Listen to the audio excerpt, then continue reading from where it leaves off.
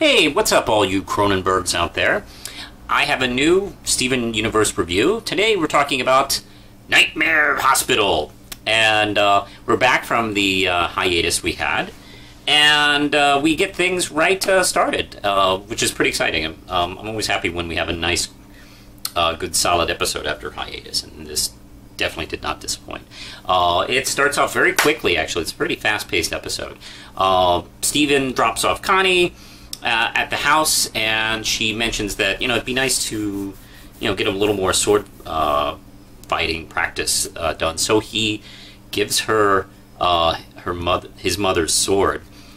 Just then, her mom gets home, Dr. Mahesh Warren, and they are not great at hiding things. You could put that thing under a couch, and she wouldn't have noticed for probably days. But they put it in probably one of the dumbest, most obvious places right next to her as a coat rack.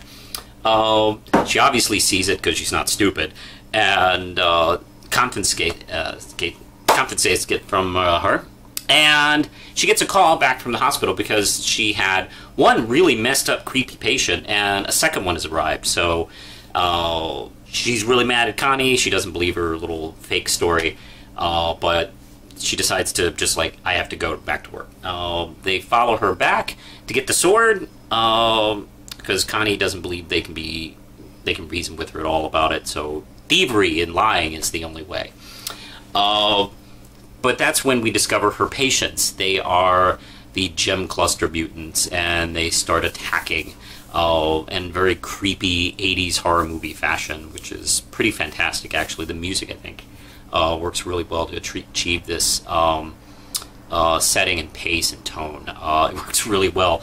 Then, of course, after pleading with her mom to give her back the sword, she finally caves in, and there's a brief little badassery going on with I love that even though Stephen was really worried about the method that Pearl was teaching her, I'm glad they didn't do what a lot of shows did, would be just go back to square one and forget about everything and not pick up the pace. But no, they've actually kept her sword fighting practice up, and they're actually picking up the fact that we're going to work together, and they actually do. We actually get to see how that plays out in this episode. So that's actually really wonderful.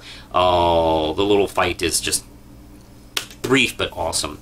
Of course, we get back to the scene at the end when Connie and her mom kind of make peace with what's going on. That she's going to learn to kind of accept that her daughter's growing up and doing some dangerous stuff, but it seems like she's capable of it. And that's a pretty big breakthrough. I assume they're going to gently let her in on the whole Stefani thing, maybe later on. Probably a long time. They should wait for that. I don't know. But all in all, this is a wonderful episode. Like I mentioned before, the pacing was really solid on this. We got a good amount of story done. And something that I hadn't really suspected from the Keeping It Together episode, that these gem mutants apparently have escaped. That no, they weren't able to get all of them from the other episode, which makes sense. Who knows how long Peridot was doing that? So, yeah, I hadn't thought of this. They're probably now kind of randomly scattered around the countryside, maybe causing mayhem, and possibly becoming more and more aggressive. So this is actually a frightening tactic that I hadn't encountered, actually. I hadn't really thought about this. So I'm really interested in seeing how this plays out in future episodes.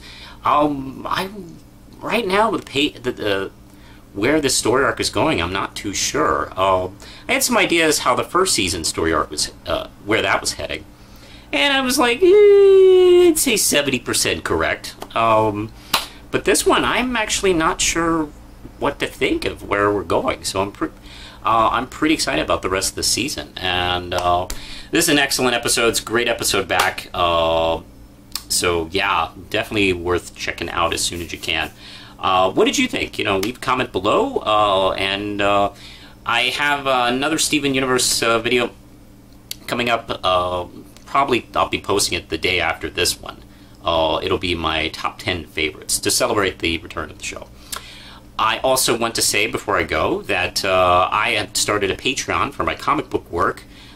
Please go to the link below and you can check out the rewards for supporting my books, Red Knight, and some other projects I have coming up. Also, Lindsay, my wife, who makes cool stuff like this, she's also started a Patreon.